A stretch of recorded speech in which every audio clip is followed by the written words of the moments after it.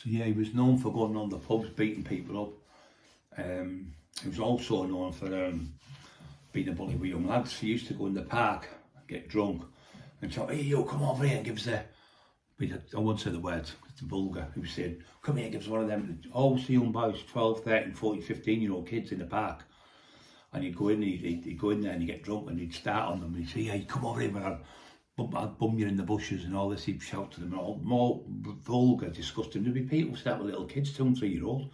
And he sat there doing that to himself, "Come on, come and do, suck this," and all this. He was shouting to them. Make me sick to the stomach. And that's the type of man he's pulling up, saying he was a great man, absolute fucking nonce he was. And these kids one day set about and broke his arm in the park, broke his arm on the bench.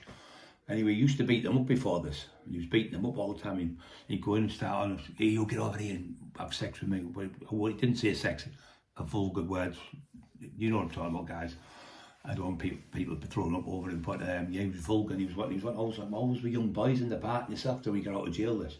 So when he started becoming a tramp, then just laying on the benches, and he started going in the kids' playground, deliberately doing it, pulling his pants down, his shorts down, wherever he had underwear, and stand there with his thing out and pissing all over where those 2 and 3 and 3 or 4 year old kids with their mums in the sand pits and on the swings and on the slides and all that. And anyway, he got arrested for it. Several occasions he got arrested for doing that. He also used to go into Tesco's, and this is spoke on with the fake author. He used to go in Tesco's and walk in the shop. He thought it was funny. I don't think it's funny one bit. He walked in Tesco's. He'd just go up and open a tin of beer and start drinking it. I thought, well, that's okay. Obviously he's an alcoholic, probably needs a drink.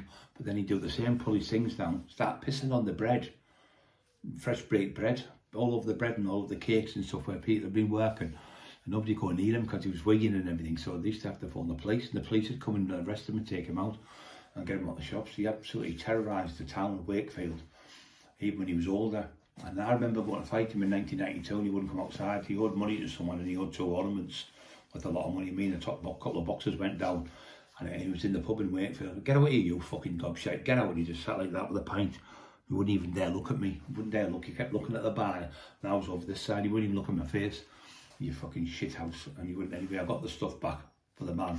Just he took the stuff off the man. He was just like horrible bastard. So this being the greatest swimmer and all that bullshit. There's a story where he's on the BBC.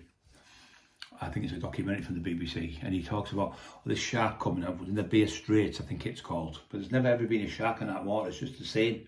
Never ever been a great white in that water. They wouldn't be able to swim in that water. Anyway, so he said when the shark come up to him, he said, "I punched it in the ear hole or the lug and knocked it out." No, sharks don't have ears. We all know that. Dolphins, things like that, they don't have ears.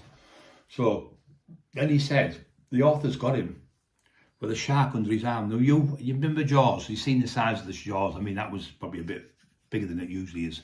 But he's talking about a 1.5 ton shark. He's knocked the shark out, he said, and then he's picked it up and he's carrying it walking down the street. How could you get your arms round the shark and pick it up? It'd be like put your arms around the back of the car and try to pick a car and walk down the street with the car. Absolute shit. And he really believes that he knocked the shark out. That's how borderline personality disorder he's got. Delusion of grandeur. Knocked a great white shark out and carried it down the beach. And that's the story. They've got a picture of him walking down the beach with the shark, but it's like a made up one. And telling people it's real, and some people really believe it. There's no way you could knock a shark out, and you can't punch it in the ear anyway. But when he was telling that, he was joking. It was a joke from Paul Sykes. You can see he's joking on there. But he was such a nasty man with his kids. You've seen him. Such a nasty man with his wife. His wife was petrified of him. She loved when he went to jail. And his sister loved it when they went to jail. None of his family could stand him. He was hated. His 2 sons are in jail doing life. His grandson, I'm sure he's in jail. No, he's been at the jail. I don't know if he's still in.